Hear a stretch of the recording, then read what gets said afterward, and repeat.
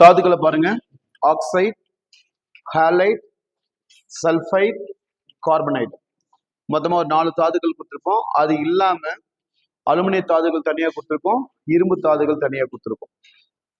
இந்த இரும்பு தாதுகள்ல haematite, magnetite, அதுக்கப்புறம் இரும்பு பைரைட் கொடுத்துருக்கோம். இரும்புகளை வந்து நம்ம எத்தனை வகையா பிரிச்சிருக்கோம்? 3 டைப். ஒண்ணு வந்து என்னது? அதோடைய பர்சன்டேஜ் யாராவது பார்க்காம சொல்லுங்க பாப்பா. யார் சொல்றா? சொல்லுங்க.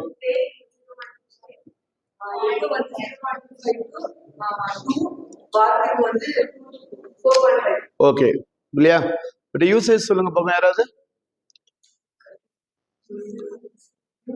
தேனிரும்பு, வார்பிரும்பு, அதாவது எஃகு, வார்பிரும்பு, இதனுடைய பயன்பாடுகளை சொல்லுங்க பாப்போம்.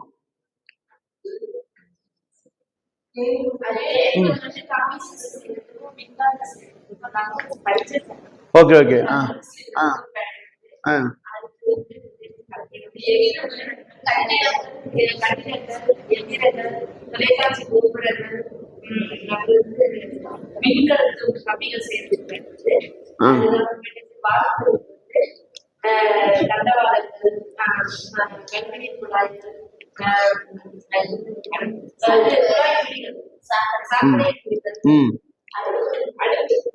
கடுப்பு, அதுக்கு மேல சொன்னா கடுப்பு இல்ல, அவ்வளவுதான். சரி, இப்ப இந்த இரும்புகளுடைய அந்த இருமன்ற பாருங்க, தாதுக்களுடைய பெயர்களை ஹாலைட்ல என்னென்ன தாதுக்கள் பார்த்தோம்? இதான் கொஸ்டின். ஹாலைட் தாதுன்னு கேட்பாங்க, சல்பைட் தாது கேட்பாங்க, கார்பனைட் தாது கேட்பாங்க. மொத்தமா ஒரு 10ல இருந்து 12 தாதுக்கள் மேல இருக்கும். இருக்கா? 15 20 தாதுக்கள் வரும். எத்தனை தாதுக்கள் இருக்கா? 20க்கு மேல வரும் தாதுக்கள். இப்ப அதை தான் நீங்க ஞாபகம் வச்சு சொல்லணும். ஏன்னா தாதுக்கள் பேரை 4 கொடுத்துருவாங்க, இல்ல 5 கொடுத்துட்டு மேட்ச் வித் ஃபாலோயிங்ல கொஸ்டின் கேட்பாங்கப்பா. இப்போ வந்து குளுஸ்பார், காலமைன், அர்ஜென்டைட், மேக்னடைட், ஹெமடைட், இந்த மாதிரி ஒரு கொஸ்டின் கேட்பாங்க. இதை கொடுத்துட்டு இந்த பக்கத்துல மாலிகுல் ஃபார்முலா இருக்கும். இந்த பேப்பர் 1க்கு மாலிகுல் ஃபார்முலா கொடுக்காம பேர் கொடுப்பாங்க, பேப்பர் 2க்கு மாலிகுல் ஃபார்முலா கொடுப்பாங்க. கொஸ்டினோட அடுத்த லெவல், வேற ஒண்ணும் இல்லை. சாதாரணமா இரும்பின் தாதுன்னு கேட்டானா இந்த பக்கம் எழுதியிருப்பாங்க இரும்பு அப்படின்னு கொடுத்து இரும்பு பைரைட்னு எழுதியிருப்பான், இல்லைன்னா மேக்னடைட்னு எழுதியிருப்பான், இல்ல ஹெமடைட்னு எழுதியிருப்பான். ஆனா பேப்பர் 2 கொஸ்டின்ல என்ன கொடுத்துருப்பாங்கன்னா Fe2O3 அப்படின்னு இருக்கும், Fe2O4ன்னு இருக்கும், வேற ஒண்ணும் இல்லை. அப்ப அந்த மாலிகுலர் ஃபார்முலாவை கொஞ்சம் உள்ள போயிட்டு கேட்கும் போது பேப்பர் 2க்கான கொஸ்டின் பேரு மட்டுமே கேட்டானா பேப்பர் 1க்கான கொஸ்டின். இன்னைக்கு எடுக்கிற அறிவியல் கொஸ்டின் இதுதாங்க, வேற ஒண்ணும் கிடையாது. அப்ப நம்ம என்ன பண்ணோம், அந்த 20 தாதுக்களோட பேர்களை தெரிஞ்சு வச்சுக்கணும், இல்லைன்னா அதனுடைய மூலக்கூறு வாய்ப்பாடுகளை புரிஞ்சு வச்சுக்கணும். நீங்க அங்க கொடுத்துக்கிற ஒவ்வொன்றுக்கும் மூலக்கூறு வாய்ப்பாடு உங்களுக்கு ஈஸியா தெரியும், நல்லா ஞாபகம் வச்சுக்கோங்க. இரும்புனா Fe, காப்பர்னா Cu, அலுமினியம்னா Al, சில்வர்னா Ag, தங்கம்னா Au இருக்கா? சோ துத்தநாக்கனா Zn, காரியம்னா Bp. அப்ப அதை மட்டும் ஞாபகம் வச்சாவே போதும். அது பக்கத்துல இருக்கிறது என்னன்னு கண்டுபிடிச்சிடலாம். பெரும்பாலும் எஸ் கேட்பாங்க, சல்ஃபைட் தாதானா, ஆக்சைடு தாதானா ஓ கேட்பாங்க. இதுதாங்க அங்க கொடுத்துருக்காங்க. நான் உங்களை எதுக்கு நான் தடம் பிரிச்சு கொடுத்துருக்கேன்னா இதுல எது சல்ஃபைடு எது ஆக்சைடுன்னு தெரிஞ்சுக்கணும். இப்ப நீங்க ஏதாவது சல்ஃபைட் தாதை படிங்க, அதனுடைய மூலக்கூறு வாய்ப்பாடு சொல்லுங்க, மூலக்கூறு வாய்ப்பாடு சொல்லுங்க. நீங்க படிமா, ஒரு நிமிஷம் படிங்க.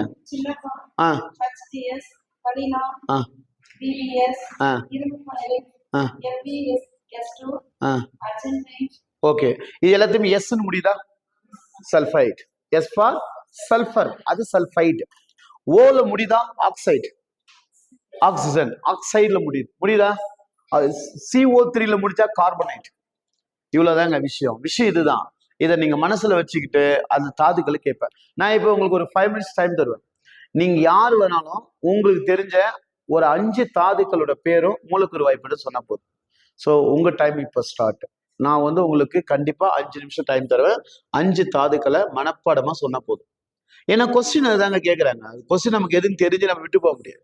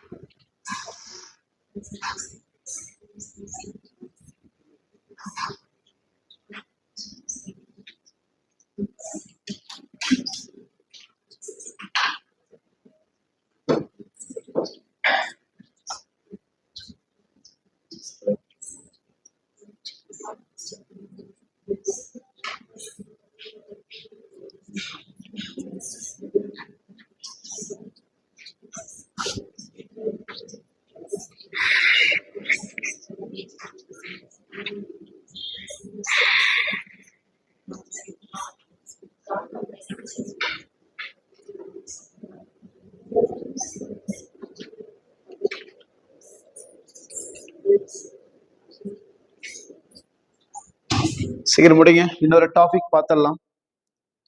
பார்க்கலாம், ஒரு டாபிக் பார்த்துருவோம். 3வது டாபிக் முடிச்சிடலாம். இதை ரெடி ஆயிடுச்சுன்னா பாருங்க,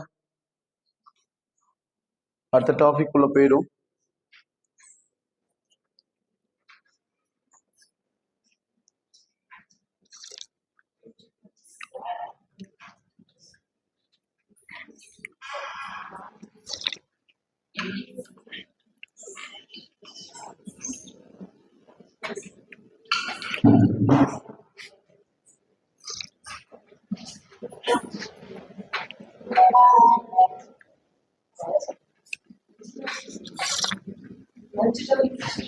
நம்ம 5 சொன்னா போதும்.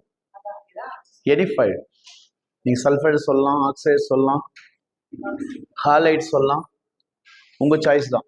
ரெடி, ஸ்டார்ட் பண்ணலாம்.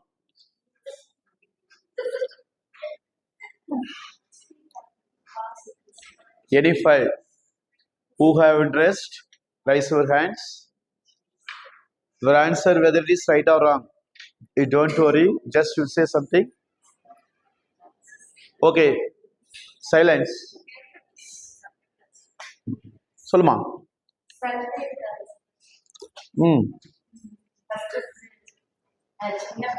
யாரு?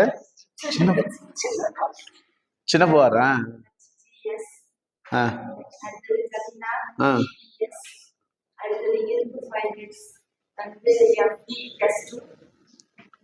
FES2.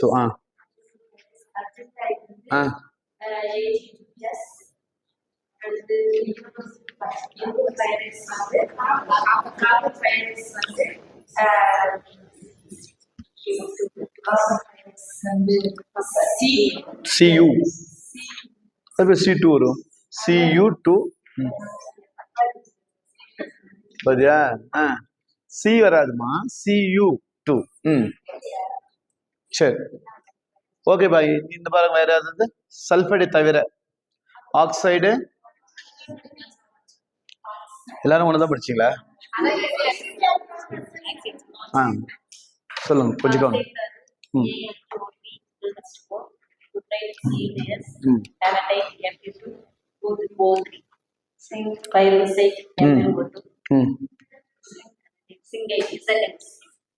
அது மாதிரி தெரிஞ்சு வச்சுட்டீங்க. ஆனா மாலிகுல் கரெக்டா வரலையே. இசட் அப்புறம் அவ்வளவுதானே 3. Okay okay. நெக்ஸ்ட் வந்து பெட்ரோல் ப்ராடக்ட். அடுத்த பாடம் போலாம். இதுல இன்னும் ஒண்ணு இருக்குப்பா, பிரித்தெடுத்தல் முறை. 4 வார்த்தை இருக்கு, அது மட்டும் எழுதி போங்க. இதோட கடைசி எண்ட் அதான்.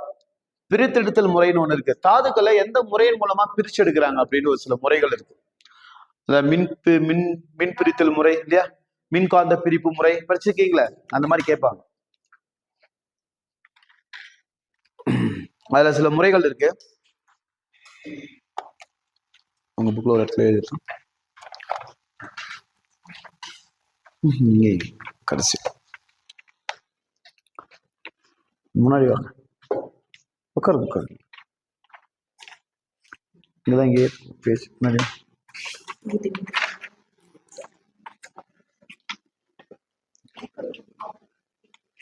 அதேதான். ஓகே, அந்த முறைகள் எழுதிக்கோங்க. காந்த பிரிப்பு முறை. காந்த பிரிப்பு முறை என்னென்ன உலோகங்கள் பிரிக்கப்படுது அப்படின்னு பார்க்கலாம். காந்த பிரிப்பு முறைன்னு போட்டு ஒரு ஐஃபன் போட்டுக்கலாம்.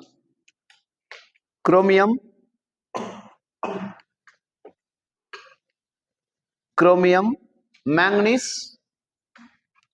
மற்றும் சல்பர், கந்தகம். இது வந்து காந்த பிரிப்பு முறை. அடுத்தது வந்து ஒடுக்க முறை. ஒடுக்கமுறை. அடுத்தது ஒடுக்குமுறை. இதுக்கு வந்து ஸ்டேட்மெண்ட் எழுதிக்கணும். ஒரு பொருளானது எழுதிக்குவாங்க. ஒரு பொருளானது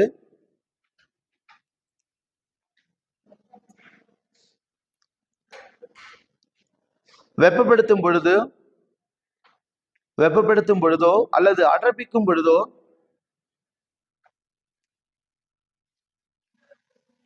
அது வெப்பப்படுத்தும் பொழுதோ அல்லது அடர்ப்பிக்கும் பொழுதோ,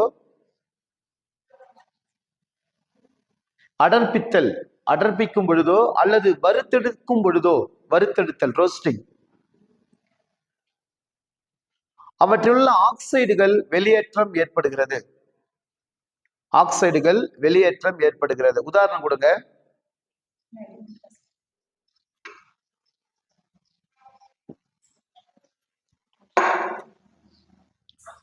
ஆக்சைடு எக்ஸாம்பிள் எழுதணும். Cu2O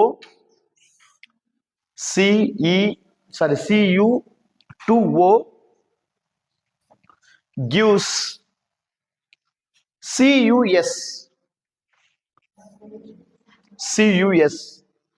அதாவதுங்க Cu2O gives CuS. ஆக்சைடு தாதுவானது சல்பைடு தாதாக மாற்றப்படுகிறது. இதுக்கு பேரு ஒடுக்கம், ரிடக்ஷன்.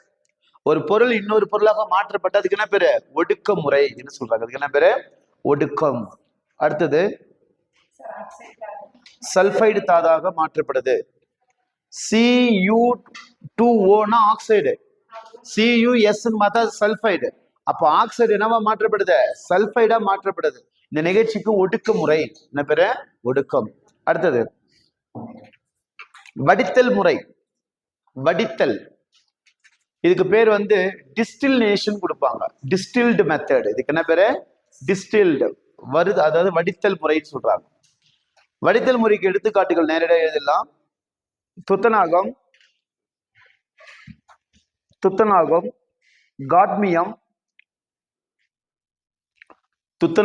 காட்மியம் மற்றும் மெர்குரி, பாதரசம்.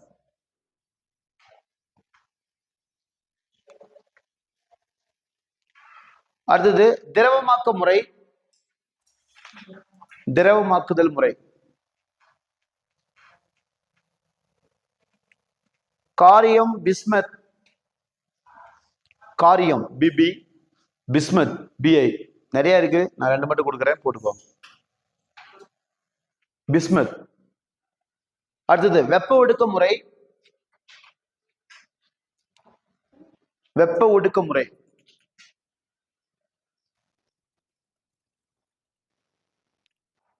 அலுமினியம், காப்பர் போதும். இது மட்டும்தான் அதனுடைய இறுதியில கேட்கறது. கேட்பாங்க எப்பயாச்சும், அதுக்காக அது ஒரு சிம்பிளுக்காக கொடுத்துருக்கேன். பரவாயில்ல. இந்த முறைகளுக்கு அப்புறம் பெட்ரோலிய பகுதி பொருள் பிரித்தெடுத்தல், extraction of petrol product topic போடுங்க. Extraction of petrol product. யார்ட்டையாவது 9th இல்ல 8th சயின்ஸ் புக் இருக்கா? 8th 9th அல்ல அந்த பெட்ரோல் ப்ராடக்ட் படம் இருக்கான்னு பாருங்க. ஒரு டவர் மாதிரி இருக்கும். 8th இல்ல 9th ரெண்டு புக்ல தான் இருக்கும். அது இருக்கா? 8th புக்ல. Very good. அது இருக்கான்னு பாருங்கம்மா. எந்த பேஜ்னு எடுத்துக்கோங்க எல்லாரும். உங்கள்ட்ட யார்ட்டையாவது இருக்கா? எவ்ரி ஒன் இந்த பேஜ் நம்பர்மா 182மா 182. இதுக்கு இந்த பேஜ் பாரு. அதேதான் குட். உங்கள்ட்ட இருக்கா? அந்த ரோல் யாராச்சும் இருக்கீங்களா? இல்லை, இது உங்க ரோ புக்கு தான் இல்லையா? ரைட். இப்போ இதை வச்சுக்கோங்க. எல்லாரும் அந்த புக்கை பாருங்க, கையில் வச்சுக்கோங்க. இது என்னன்னா முதல்ல ஒரு விஷயம் தெரிஞ்சு வச்சுக்கணும். இந்த புக்கோட விஷயம் என்ன? பெட்ரோல் ப்ராடக்ட் மெத்தட்ஸ் என்னன்னா, நமக்கு கவனிங்க, கரெக்டாக கவனிச்சுன்னா அதை நீங்க எழுதுறதுக்கு வசதியா இருக்கும். இப்ப நம்ம ஊர்ல பெட்ரோல் கிடைக்குது அப்படின்னா, இந்த பெட்ரோல் ஆனது நமக்கு எங்கிருந்து கிடைக்குது? நிலத்துல தோண்டின உடனே லிட்டரா பெட்ரோலா வருமா? என்ன கிடைக்கும்? கழிவு பொருளா கிடைக்குமா? கச்சா எண்ணெய். Very good. ஒரு ரா மெட்டீரியல் கிடைக்கும். இது எங்க கிடைக்குதுன்னா, கல்ஃப் கண்ட்ரிஸ், அரபு நாடுகள்ல, வளைகுடா நாடுகள் பகுதிகளில் கிடைக்குது. இந்த வளைகுடா நாடுகள்ல கிடைக்கப்படுறது அங்கிருந்து பெட்ரோல் அவன் நம்ம கொடுக்கல, அவன் அந்த ரா மெட்டீரியலை தான் கொடுக்குறான். நாம இங்க ப்ராசஸிங் பண்றோம். என்ன ப்ராசஸிங் பண்றோம்னா, இந்த ப்ராடக்டை நாம ஒரு பாய்லர்ல ரெடி பண்றோம். அதுல வெறும் 40 டிகிரி செல்சியஸ் கொடுக்கும் பொழுது அந்த ரா மெட்டீரியல்ல ஒரு ப்ராடக்ட் கிடைக்கும். அது பேரு எல்பிஜி, லிக்விட் பெட்ரோல் கேஸ். எத்தனை டிகிரில கிடைக்குதுன்னா 40 டிகிரி செல்சியஸ்ல கிடைக்கும். அடுத்தது 150 டிகிரி செல்சியஸ்க்குள்ள பாத்தீங்கன்னா பெட்ரோல் கிடைக்கும். 150ல இருந்து 250 டிகிரி செல்சியஸ்க்குள்ள போறீங்க அப்படின்னா கெரோசின், மண்ணெண்ணெய், சீமெண்ணெய் சொல்றல, அது கிடைக்கும். 250 350 டிகிரிஸுக்கு போனீங்கன்னா டீசல் கிடைக்கும். என்ன கிடைக்கும்? டீசல். இந்த டீசலுக்கு அப்புறம் குரூட் ஆயில் கிடைக்கும், பாம் ஆயில் கிடைக்கும், பாராபின் வேக்ஸ் மெழுகு பொருள் கிடைக்கும். கடைசியா தார், பிட்மென் அப்படின்னு சொல்லப்படுற கடைசி பொருள் ப்ராடக்ட் கிடைக்கும். அப்ப அவன் எங்க கொடுத்துருக்கானா, ஒரு வெப்பநிலையிலும் ஒரு பொருள் கிடைக்குது. அந்த பொருள் எந்த பயன்பாட்டுக்கு அந்த படத்துக்கு நேராக கொடுத்துருப்பான்.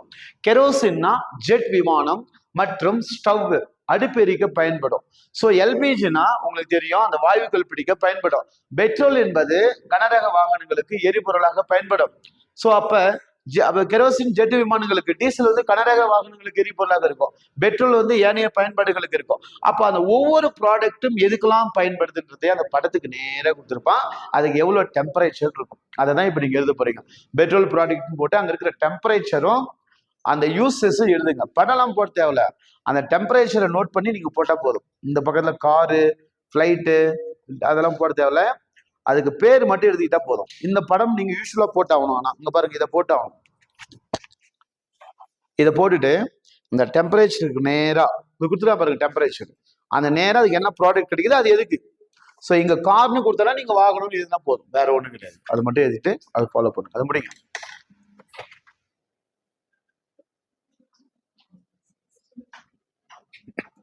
உங்கள்ட்ட புக் இல்லையாமா? அப்படியே ஒரு போட்டோ எடுத்துனா ஒரு இதை வச்சுக்கோ, கேப்சர் எடுத்துக்கோ.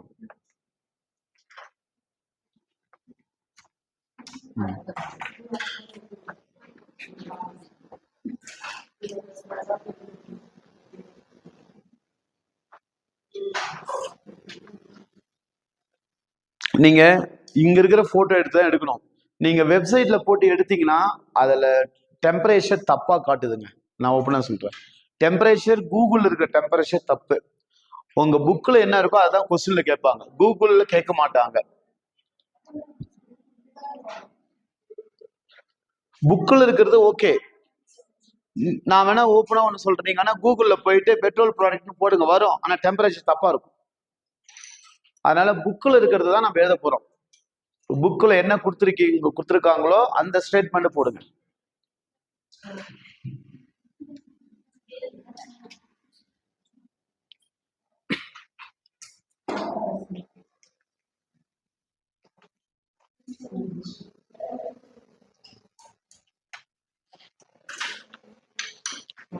முதல்ல கோடு போட்டுக்கோங்க டெம்பரேச்சருக்கு.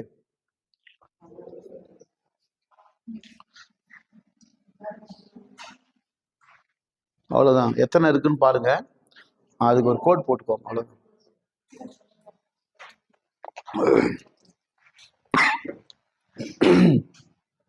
அதாவதுப்பா நீங்க அங்க இருக்கிற மாதிரியே போட தேவையில்ல. இங்க பாருங்க, இங்க பாருங்க, 1 2 3 இப்படி டெம்பரேச்சர் கோடு போடுங்க. அதெல்லாம் என்ன அப்படியே போடுங்க. கோடு போட்டு டெம்பரேச்சர் போட்டு பதில் எழுத வேண்டியதுதான். அவன் ஏதோ ஒரு கோடு கூட கொடுத்துருப்பான், அதெல்லாம் போட முடியுமா நாம? போட்டு என்ன பண்ண போறோம்? எக்ஸிபிஷன் நம்ம படத்தான போறாங்க. இன்னைக்கு எழுதுற நோட் நாளைக்கு எங்க இருக்குதோ தெரியல.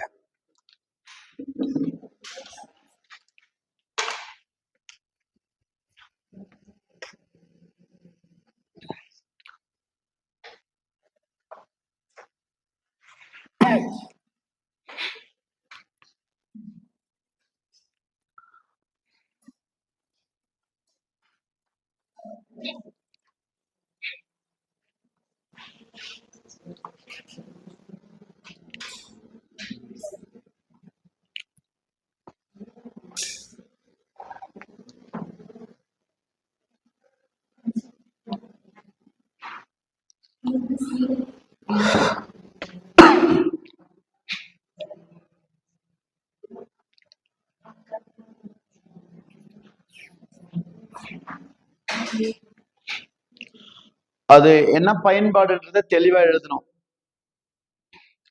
டெம்பரேச்சர், அந்த டெம்பரேச்சர் கிடைக்கிற ப்ராடக்ட், அந்த ப்ராடக்டோட usage.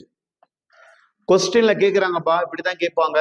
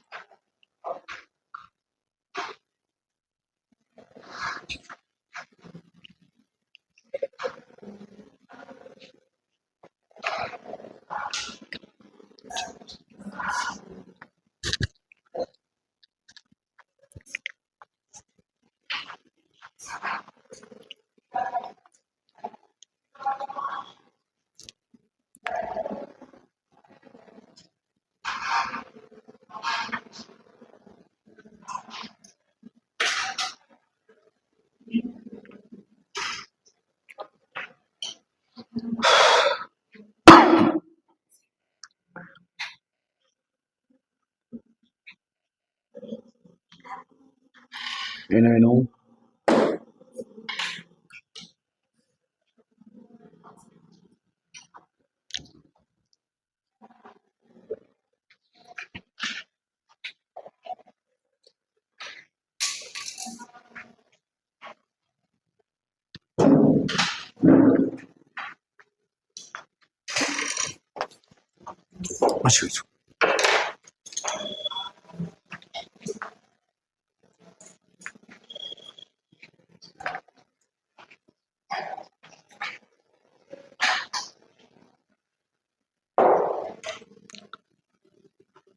Temperature and respectively their product, then usage.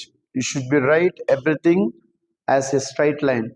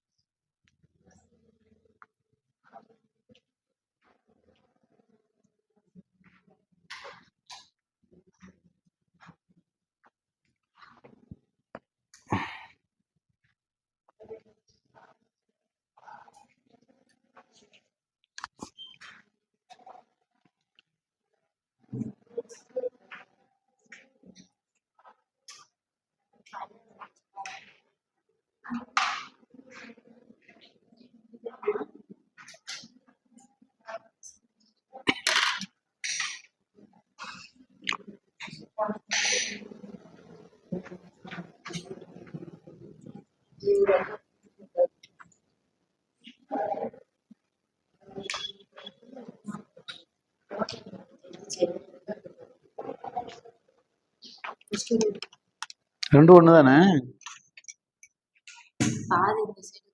காணும். சரி என்னமா இருக்குது என்ன படிங்க அது வேணா விடுமா அது வேணா விடுமா விடுமா தேவையான செய்தியை கொடுத்துள்ளேன்.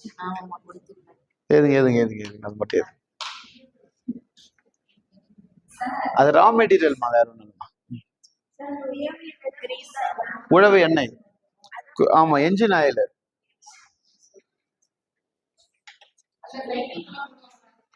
ஆமா போடாங்க அதான் உழவு எண்ணெய் உராய்வை கட்டுப்படுத்தும் எண்ணெய்.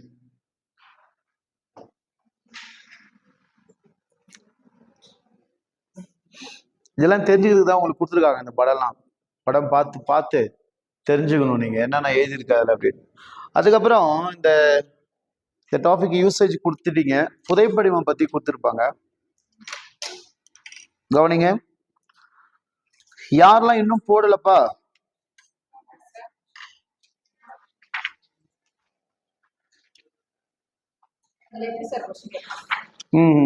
எழுதிங்களா எழுதிச்சா இல்ல கொஸ்டினோட ஏரியா கரெக்டா கேளுங்க. டீசல் அப்படின்னு கொடுத்துருவான், அதனுடைய வெப்பநிலை கீழ்கண்டாறு கொடுக்கப்பட்டுள்ளது அப்படின்னு கொடுத்துருவாங்க. இப்ப ஸ்டேட்மெண்ட் எடுப்பாங்க இந்த கொஸ்டின். டீசல் 150 டிகிரி செல்சியஸ்ல இருந்து 250 டிகிரி செல்சியஸில் கிடைக்கப்படுகிறது. இது வந்து ஏ அசர்ஷன்ல கூற்றுகள்ல ஏ கொடுப்பாங்க, ரீசன் கொடுத்துட்டு இது கனரக வாகனங்களுக்கு எரிபொருளாக பயன்படுத்தி கொடுப்பாங்க. ஆப்ஷன் ஏ கூற்று காரணம் இரண்டும் சரி, ஆனால் ஏவுக்கு ரீசன் சரியானது அல்லன்னு கொடுப்பான். ரெண்டாவது கூற்றும் சரி காரணமும் சரி, விளக்கம் தவறானதுன்னு கொடுப்பான். அடுத்தது கூற்று ரெண்டுமே தவறுன்னு கொடுப்பான், இல்லது இவற்றில் ஏதும் இல்லைன்னு கொடுப்பான். இதான் ஆப்ஷன் கொஸ்டின். இதெல்லாம் அசர்ஷன்ல இப்ப கேக்குறாங்க கொஸ்டின், நிறைய கூற்றுகள்ல கேட்கிற கொஸ்டின். டெம்பரேச்சரும் ப்ராடக்ட்டும் தெரிஞ்சாதான் அது சரியா தப்பா அவங்களால அட்டன் பண்ணவே முடியும். அதனால ரெண்டும் சரியா கூட இருக்கலாம், ஆனா எக்ஸ்பிளைன் தப்பா இருக்கலாம். சொல்றது புரியுதா? டெம்பரேச்சர் கொடுப்பான் 40 டிகிரி செல்சியஸ்ல எல்பிஜி வாயு பெறப்படுகிறது கீழே, இது சமையலுக்கு பயன்படும். இப்ப வந்து ரெண்டுமே சரி, புரியுதுங்களா இல்லையா? இப்ப ரெண்டுமே சரி. 140 டிகிரி செல்சியஸ் எல்பிஜி கிடைக்கும், லிக்விட் பெட்ரோல் கேஸ் கிடைக்குது, இது சமையலுக்கு பயன்படுத்துறோம். அப்ப ரெண்டுமே சரினா கூற்றும் சரி காரணமும் சரி என்று கேட்பாங்க. அந்த ஆப்ஷன் எங்க இருக்கோ அதெல்லாம் பதில். இது மாதிரி கேட்பாங்க. இல்லைன்னா 4 டிகிரி செல்சியஸ கொடுத்துட்டு ப்ராடக்ட் இந்த பக்கம் கொடுத்துருவாங்க, அதை கரெக்டாக மேட்ச் பண்ணும். எந்த ப்ராடக்ட் எந்த டிகிரிலன்னு கொடுப்பாங்க. இந்த டாபிக்ல இப்படிதான் கொஸ்டின்ஸ் இருக்கும். மேக்சிமம் பயன்பாடு இல்லைன்னா டிகிரி செல்சியஸ் வச்சு கொஸ்டின்ஸ்ல கேட்பாங்க. சரியா? ரைட். இப்போ அடுத்தது இவ்வளவு கண்டினியூஷன் எழுதிக்கோங்க அப்படியே.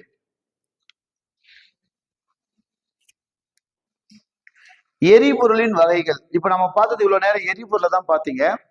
இப்ப எரிபொருள் மற்றும் அதன் வகைகள் அப்படின்னு ஒரு 2 பேஜ் தான் எழுதிடலாம். எழுதிட்டீங்கன்னா தான் அந்த டாபிக் முடிஞ்ச மாதிரி இருக்கும். எரிபொருள் அப்படின்னு டாபிக் போடுங்க, ஃபியூல்.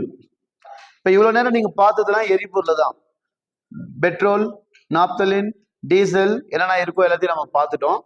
இப்ப நாம என்ன பண்றோம், எரிபொருள்லாம் என்ன, அதோடைய வகைகளை பத்தி கேட்கிறாங்க. 1, எரிபொருளுடைய வகைகள்ல திட எரிபொருள்,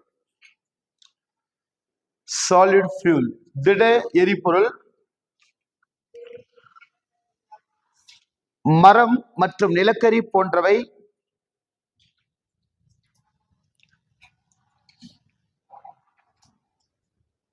மரம் நிலக்கரி போன்றவை திட எரிபொருள் ஆகும்.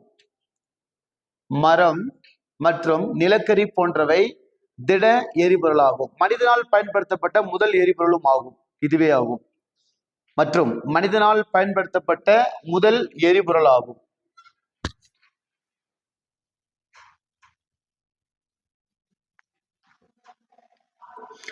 அடுத்தது, இவற்றை எளிதில் சேமிக்கவும் எடுத்து செல்லவும்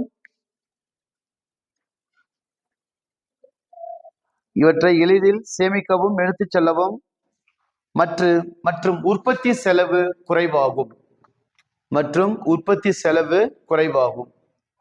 மரமும் நிலக்கரியும் தான் சாதாரணமான எரிபொருள்கள்ல திட எரிபொருள்கள்ல முக்கியமானது. மரங்கள் தான் சிறந்த உதாரணம். மரங்களை நம்ம என்ன பண்ணலாம், வளர்த்து எரிபொருளாக பயன்படுத்தி கொள்ளலாம். இதனுடைய உற்பத்தி செலவு ரொம்ப கம்மி அப்படின்னு சொல்றது.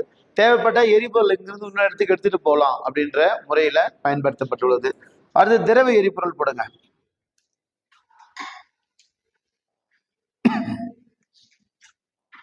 இவை தாவர மற்றும் விலங்குகளினுடைய படிமப் பொருட்களிலிருந்து பெறப்படுகிறது.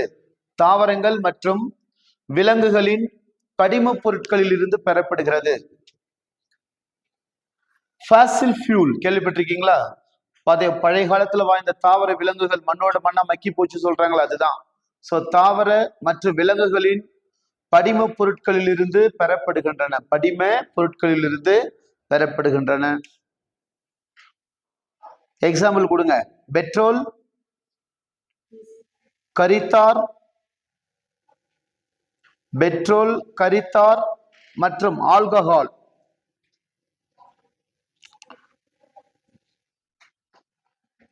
அடுத்தது வாயு எரிபொருட்கள். வாயு எரிபொருட்கள்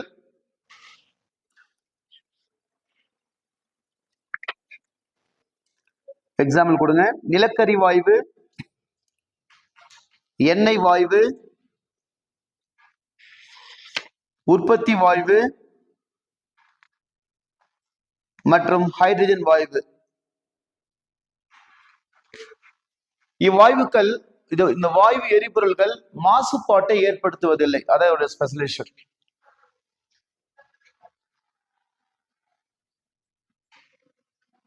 இந்த திரவ எரிபொருள்கள்ல ஒரு விஷயத்தை விட்டுடும். இது சாம்பலை தருவதில்லை.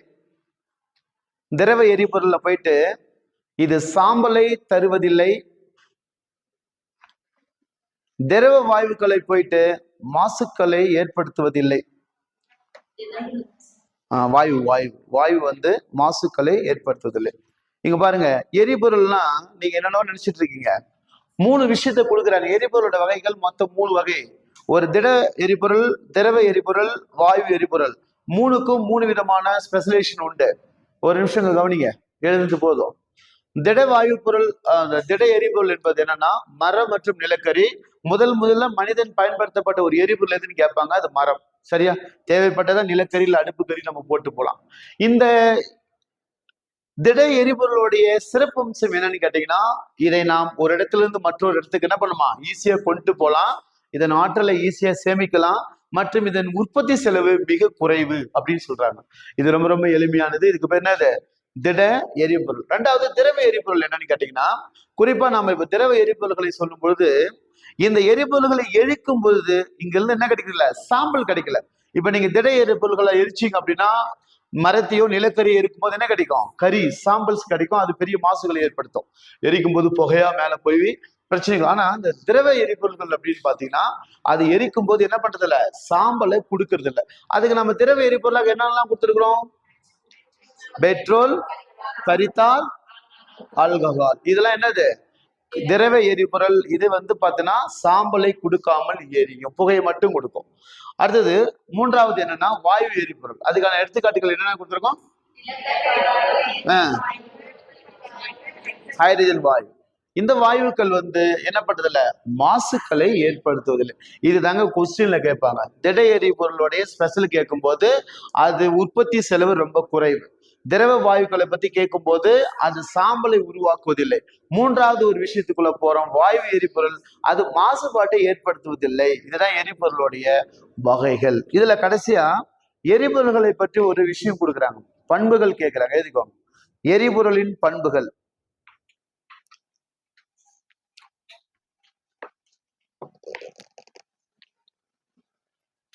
எரிபொருளினுடைய பண்புகள். 1, எளிதில் கிடைக்க வேண்டும். இப்ப இந்த கொஸ்டின் ஏன் உங்களுக்கு சொல்றேன்னா, லாஸ்ட் இயர் டிஎன்பிஎஸ்சி குரூப் 4ல ஒரு கொஸ்டின் கேட்டாங்க சார். என்ன கொஸ்டின் தெரியுமா? உரங்களின் பண்புகள் எதுன்னு கேட்டான். அப்படியே பதில் தான் எரிபொருளோட பண்பு. டிஎன்பிஎஸ்சிலையும் இந்த டெட்லயும் ஒரு ஒற்றுமை இருக்கு. அப்படியே டிஎன்பிஎஸ்சில கேட்டானா அந்த கொஸ்டின் அப்படியே டெட்ல கேட்பான். நீங்க சொன்னீங்களே வெள்ளின்னு ஒரு கொஸ்டின், அது 2013ல நமக்கு டெட்ல கேக்குறாங்க. 2014 குரூப் 2 பேப்பர்ல டிஎன்பிசில கேட்டாங்க. 2012 பிளாய்டின்னு ஒரு கொஸ்டின் வந்துச்சு. பாட்னில பன்மயம் தாவர செல்களில் நடைபெறும் 2012 டெட் பேப்பர் இது. அதே கொஸ்டின் அடுத்த வருஷம் பிளாய்டில அதே கொஸ்டின்ல எங்க கேட்டிருக்கான், டிஎன்பிசில கேட்டிருக்கான். கொஸ்டின் அப்படியே வரும். அந்த வார்த்தைகளை டிஎன்பிசி போர்ட்லயும் டெட் போர்ட்லயும் கொஸ்டின் வந்து அப்படியே பரிமாறங்கள் போய்கிட்டே இருக்கும். அங்க எரிபொருள் அங்க வந்து கேட்டது, இப்போ வந்து பெட்ரோல் இது கேட்டான், ஃபெர்டிலைசர் உரங்கள் கேட்டான். சோ நமக்கு எரிபொருள் கேட்கறதுல ஒன்றும் பெரிய ஆச்சரியம் இல்லை. ஆனா இருந்தாலும் அந்த கேள்வி நமக்கும் இருக்குது. எங்க இருக்குது? நமக்கும் அந்த கொடுத்துருக்காங்க. என்ன கொடுத்துருக்காங்கன்னா உரங்கள் மற்றும் பூச்சிக்கொல்லிகள் இருக்கு. அவன் என்ன கேள்வி கேட்டாலும் இப்ப நான் உங்கள்ட்ட சொல்றேன், நீங்க ட்ரை பண்ணுங்க பார்ப்போம்.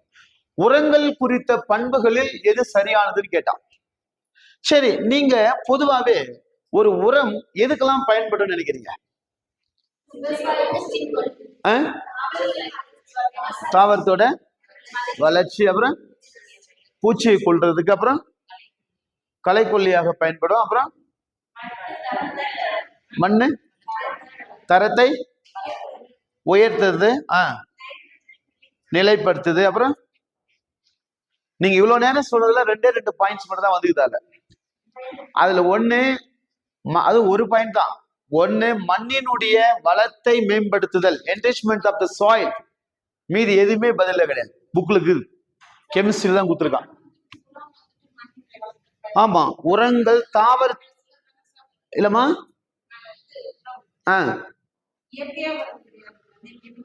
ஆமா, அதுக்கு என்ன இருக்கு? இப்ப நம்ம கெமிக்கலா செயற்கையா இயற்கை இல்லம்மா, செயற்கையா இயற்கைன்ற பிரச்சனை இல்லை நமக்கு.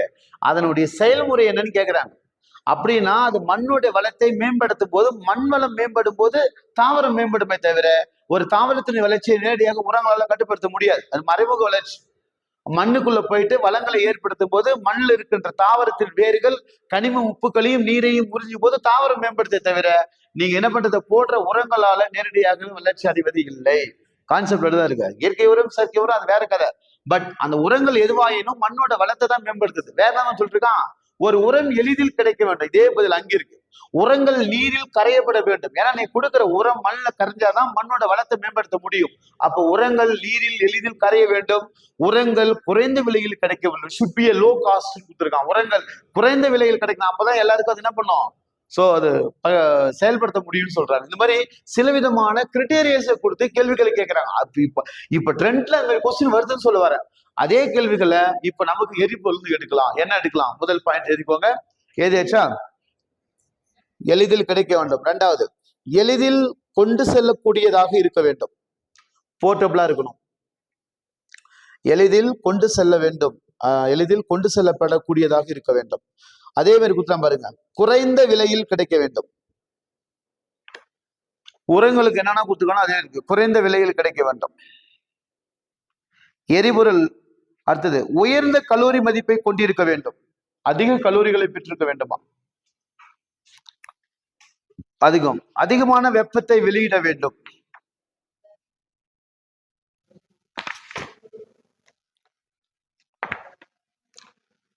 கடைசியா எரிந்த பிறகு விரும்பத்தகாத பொருள்களை தரக்கூடாது.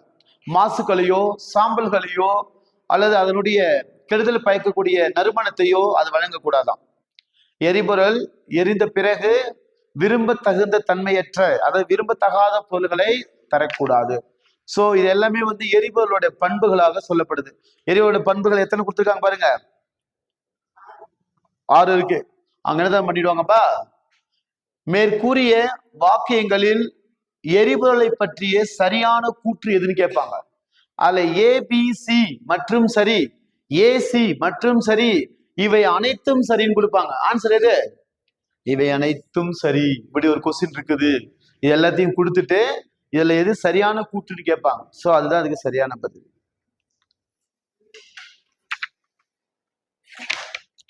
அடுத்ததுமா ஆக்டேன் எண், சீட்டேன் எண், இது 2 எழுதிக்கோங்க.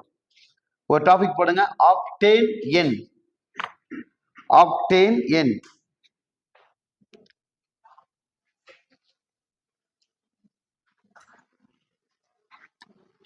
பதில் எழுதிக்கோங்க. இது ஹைட்ரோ கார்பனின் அளவை குறிக்கும். இது ஹைட்ரோ கார்பனின் அளவை குறிக்கும் எண்ணாகும். ஹைட்ரோ கார்பனின் அளவை குறிக்கும் ஓர் எண் ஆகும்.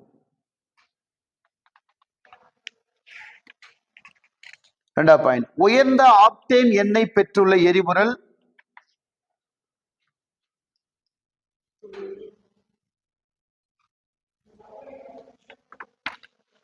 உயர்ந்த ஆக்டேன் எண்ணெய் பெற்றுள்ள ஒரு எரிபொருள் நல்லியல்பு எரிபொருளாகும். நல்லியல்பு எரிபொருளாகும். உயர்ந்த ஆக்டேன் எண்ணெய் பெற்றுள்ள எரிபொருள் ஒரு நல்லியல்பு எரிபொருளாகும். அடுத்தது சீட்டேன் எண். சீட்டேன்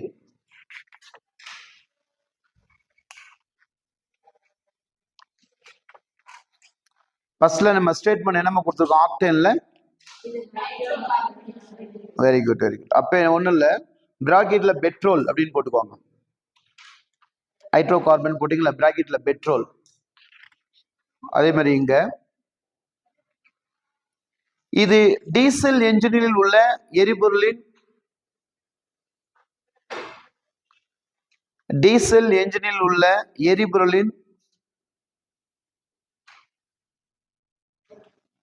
பற்ற வைப்பு தாமத கால அளவை குறிப்பதாகும். பற்ற வைப்பு தாமத கால அளவை குறிப்பதாகும். அவ்வளவுதான், போதும்.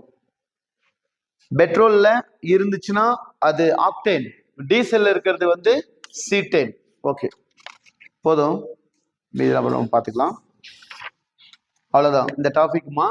இல்ல எரிபொருளோட புக்கு, எரிபொருள்கள் வந்து கொடுத்துருப்பாங்க. அவ்வளவுதான், எரிபொருள் இவ்வளவுதான் இருக்கும்.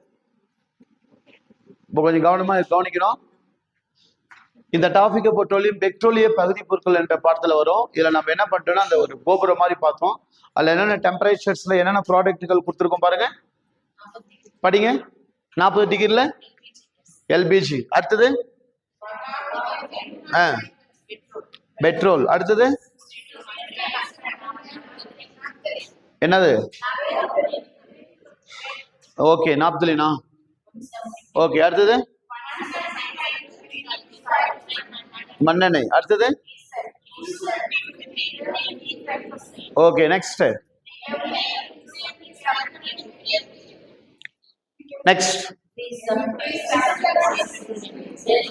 எரிபொருள் எண்ணெய், அடுத்தது சாலை போடப்பட்ட தார். ரைட். இப்ப இதுல ஒவ்வொன்றுக்கும் பயன்பாடுகளை பார்க்காம சொல்ல முடியுமா? யாராவது ஒருத்தர் சொல்றீங்களா? எழுதிருப்பீங்களா இவ்வளவு நேரம்? 40 டிகிரி செல்சியஸ் இருக்கிற எல்பிஜி எதுக்காக பயன்படுது? சமையல் வாயு. அந்த மாதிரி ஒவ்வொன்றுக்கும் பதில் அளிக்க முடியுமா? நாளைக்கா? ஓகே, நான் உங்களுக்கு ஒரு 5 நிமிடம் டைம் தரேன். அதை ஒரு ரீக்ளாஸ் பண்ணிடுங்க. டைம் பார்த்துருங்க, முடிச்சிருங்க. அது கையோட கையா. அந்த இது மட்டும் தான், அந்த டேபிள்ஸ் மட்டும். சில விஷயங்களை கையோட கையா முடிக்கிறது நல்லா.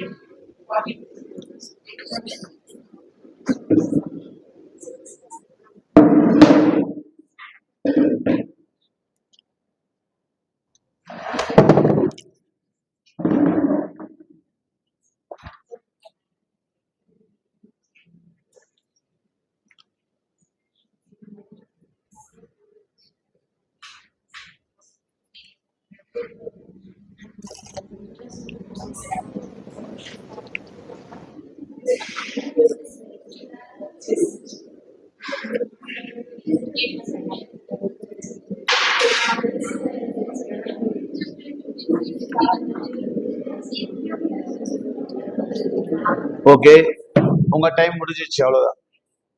அதை படிப்பதற்கு அது அதிக நேரம். சரி, ரைட். யார் ரொம்ப கிராண்டா சொல்ல முடியும்? சொல்லலாம். Temperature with their role.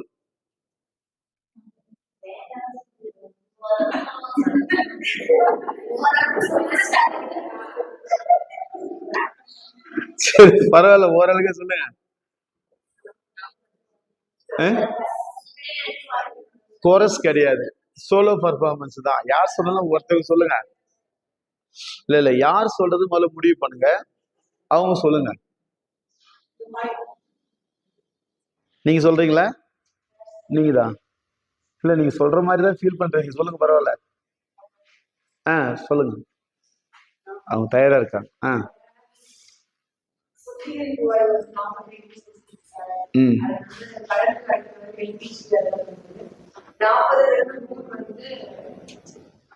இருங்க இருங்க, இந்த நேரத்துல படிக்க கூடாது, அவங்க சொல்றதுதான் கேட்கணும்.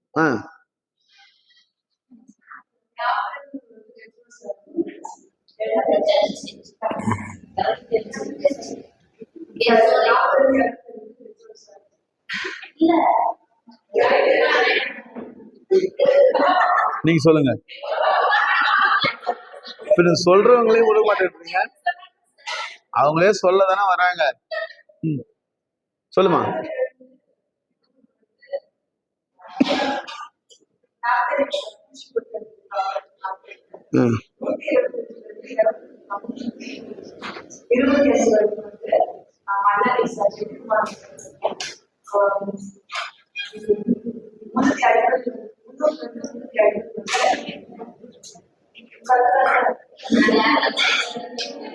அவங்க ஒரு ஃப்ளோல சொல்றாங்க, இருமா.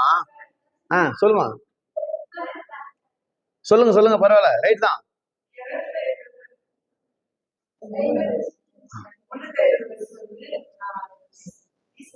வந்து டீசல் பரவாயில்ல பரவாயில்ல.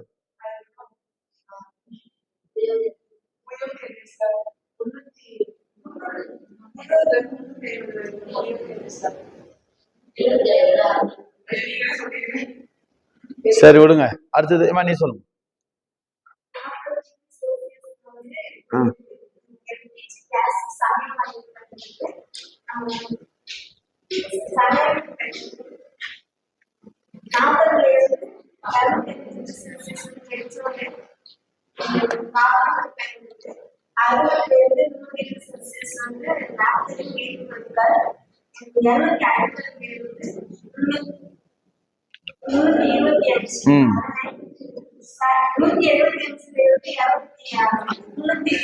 ஏமா பார்த்து தானே சொன்னேன்.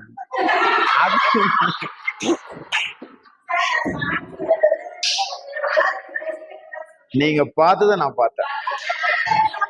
சரி, இப்ப பார்க்கலாம் சொல்லுங்க. இப்ப சொல்லுங்க, ஒன் மோர் சாய்ஸ்.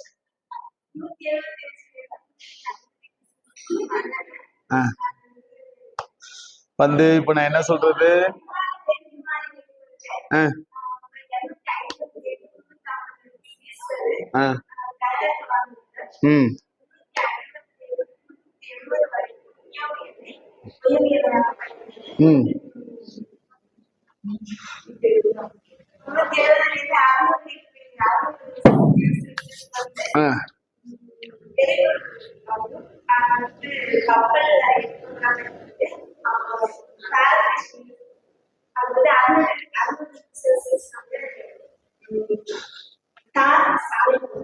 பொருட்கள் சிவக்காரன், அவங்களுக்கு கிளாப் பண்ணுங்க. Very good. எவ்வளவு தடுமாற்றம் இருந்தாலும் அவங்க வார்த்தைகளை ஒரு சின்ன முன்னேற்றம் இருக்கதான் செஞ்சிச்சு. நீங்க எல்லாரும் பதில் சொல்றீங்களே தவிர அதை வெளிப்படுத்துறதுக்கு முயற்சி பண்ண மாட்டீங்க. யாரால ஒரு கூட்டத்துல தடுமாற்றத்தோட சில மாற்றத்தை ஏற்படுத்தி பேச முடியுதோ அவர்கள் முன்னேற்றம் காண்கிறார்கள். இது விதி. அதனால நம்ம தெரிஞ்சதை, basically we are teachers, we have to some ability, always you should be exposed. உங்களுடைய திறனை உங்களுக்கு இல்லைன்னு நினைக்கிறது மகா தப்பு. ஏன்னா ஒரு டீச்சரா இருந்தா எல்லா திறனும் உண்டு, அவங்க தான் டீச்சர் ஆக முடியும். இது பாத்தீங்கன்னா இது ஒரு ஏதுப்படாத விதி. டீச்சர்ன்றதே பொதுவான விஷயம், அனைத்தும் அறிந்தவர்கள் என்றே பொருள். தெரியலனாலும் தெரிஞ்சுக்க முயற்சி பண்ணவங்க தான் டீச்சர்ஸ். தெரிஞ்சாலும் சொல்லாம இருக்கிறவங்க டீச்சர். உண்மையா? இதை உண்மை. நீங்கள் இதை பொது விஷயத்த கடந்துக்கணும். தேர்வுகளுக்கு ரொம்ப நாள் இருக்கிறதா நீங்க நினைக்கிறது ரொம்ப தப்பு. அடுத்த மாசம் கால்ஃபர் உங்களுக்கு தெரியல. டிஆர்பி போர்டில் ஆனுவல் பிளானர்ல ஏற்கனவே கொடுத்துட்டாங்க. உங்களுக்கு நோட்டீஸ் போர்டு இன்னும் குறுகிய நேரத்துல இந்த டெட்டு கால்ஃபர் வரும். டெட்டு கால்ஃபர் ஒரு 45 டேஸ்ல இருந்து 60 டேஸ் தான் டைம் கொடுப்பாங்க ஃபார் யுவர் ப்ரிப்பரேஷன். நீங்க அதுல என்னென்ன படிக்கணும்னா, மேத்தமேட்டிக்ஸ் படிக்கணும், சயின்ஸ் படிக்கணும், ஹிஸ்ட்ரி, இங்கிலீஷ் படிக்கணும், தமிழ் படிக்கணும். எவ்வளோ ஒரு மேக்ஸ் ஸ்டூடெண்டா இருந்தா இவ்வளோ படிக்கணும், ஆர்ட்ஸ் ஸ்டூடெண்டா இருந்தா அவங்க அதை படிக்கணும். பேப்பர் 1க்கு எதை படிக்கணும்னே தெரியாது, எதாவது படிக்கணும். ஆமா, எல்லாத்தையும் படிக்கணும். Paper 1 it's very difficult compared to the paper 2 because அதுக்காவது ஒரு டிஃபைனைட் சிலபஸ் உண்டு. பேப்பர் 1ல எங்க இருக்கு கொடுக்கறது ரொம்ப சாதாரணமான சிலபஸ் தான். ஆனா அதை எப்படி கேட்கறானே சொல்ல முடியாது. பேப்பர் 1க்கு அவ்வளவு கஷ்டம் தான். பேப்பர் 2 ஈஸியானா கண்டிப்பா ஈஸி தான். ஏன் அப்படின்னா உங்களுக்கு அது வரையறுக்கப்பட்ட விஷயங்கள் இருக்கு. இவ்வளவுதான் கேட்க போறான்னு தெரிஞ்சு போச்சு உங்களுக்கு. சயின்ஸை பொறுத்த வரைக்கும் நீங்க எப்படி படிக்கிறீங்கன்னு எனக்கு தெரியாது. நான் உங்களுக்கு சொல்றேன் பாருங்க. பிசிக்ஸ் கெமிஸ்ட்ரி தான் 10ஆவதுக்குள்ள படிக்கணும். நீங்க 11th 12th தான் பயாலஜி படிக்கணும். நீங்க 11th 12th புக்கை படிக்காம உங்களால பயாலஜில மார்க் எடுக்க முடியாது. உண்மை இதுதான். அதனால 10th பிசிக்ஸ் கெமிஸ்ட்ரி படிச்சுக்கலாம், அதுல எந்த மாற்றமும் இல்லை. 15 கொஸ்டின் கேட்பாங்க பிசிக்ஸ் கெமிஸ்ட்ரியில. பயாலஜில 15 கொஸ்டின்ஸ் கேட்பாங்க. 30 கொஸ்டினோட வரைபடம் இதுதான். அதனால பயாலஜியை பொறுத்த வரைக்கும் நீட்டா படிச்சாதான் அந்த 15 கொஸ்டின்ஸ் கிடைக்கும். இந்த பயாலஜி படிக்கிறவங்க, சயின்ஸ் படிக்கிறவங்க மேக்ஸ்ல கொஞ்சம் வீக்கா இருப்பாங்க, மேக்ஸ் படிக்கிறவங்க சயின்ஸ்ல ரொம்பவே வீக்கா இருப்பாங்க. ஒண்ணும் பண்ண முடியாது. அதனாலதான் ஆல்டர்னேட்டிவ் அந்த பாடத்தை உள்ள கொண்டு வந்து வச்சிருக்கிறாங்க. கொஞ்சம் கஷ்டம் தான், இல்லைன்னு சொல்ல முடியாது. ஸோ நேரம் அதிகமா இருக்கிறதுன்னு நினைச்சுதான் அது தப்பு. நேரம் குறைந்துதான் இருக்கு. நீங்க இப்போ படிக்க ஆரம்பிச்சாதான் இது சாத்தியப்படும். கடைசி நேரத்துல நெக்அப் மூமெண்ட்ல புக்கு தூக்கி வச்சுக்கிட்டு இருந்தா ஒன்றும் நடக்க போறது கிடையாது. நீங்க என்ன கதறினாலும் கண்ணீர் வடிச்சாலும் வாய்ப்பு இல்லை. சொந்தமா எழுதுனாதான். ஏன்னா வி நீட் ப்ராக்டிஸ். நீங்க ஒன்ஸ் முடிச்சுட்டு ப்ராக்டிஸ் ரிவிஷன் கொடுக்கணும், அப்பதான் அது சாத்தியம். சிலபஸை படிச்சுட்டு போடுறது யாராலையும் முடியாது இல்லை. முடிச்சுட்டு திரும்ப ரிவிஷனுக்கு கொடுக்கும்போது அதை நீங்க கரெக்டா இருந்தீங்கன்னா டெஃபினட்டா உங்களால ஒரு 100 மார்க் வாங்க முடியும். சார் நீங்க 90 மார்க் நினைக்காதீங்க சார், 100 மார்க் உங்களால டார்கெட் பண்ண முடியும். நான் போன டெட் எக்ஸாம்ல 75 எடுத்தேன் சார் யாராவது சொல்றீங்களா? 80 எடுத்தேன் சார் சொல்றீங்களா? ஒரு 60 எடுத்து சொன்னா 60 எடுக்கிறவங்களுக்கும் 80 எடுக்கிறவங்களுக்கும் எவ்வளவு மார்க் வித்தியாசம் இருக்கு? இப்ப ஒருத்தர் 80 மார்க் எடுத்திருப்பாரு, ஒருத்தர் 60 மார்க் எடுத்திருப்பாரு. இல்ல அடுத்த எக்ஸாம்ல யார் ஜெயிப்பா? 2 பேருமே ஜெயிப்பாங்க. ஏங்க விதி அதாங்க, ஏதோ 2 பேருமே பாஸ் பண்ணதாங்க நினைப்பான். இதாங்க சைக்காலஜி. அதுதான் 80 மார்க் எடுக்கிறவன் ஒரு பாடத்துல 2 கொஸ்டின் போட்டானா அவன் 6 பாடத்துல 12 மார்க் எடுத்து எங்க வருவான்? 92ல பாஸ். 60 மார்க் எடுத்தவன் ஒரு பாடத்துல 5 கொஸ்டின் போட்டானா அவன் 90 மார்க் எடுத்துருவான். விஷயம் என்ன தெரியுமா இருக்கு? 60 மார்க் எடுக்கிறவன் 90 மார்க் எடுக்குன்னு நினைக்காதீங்க.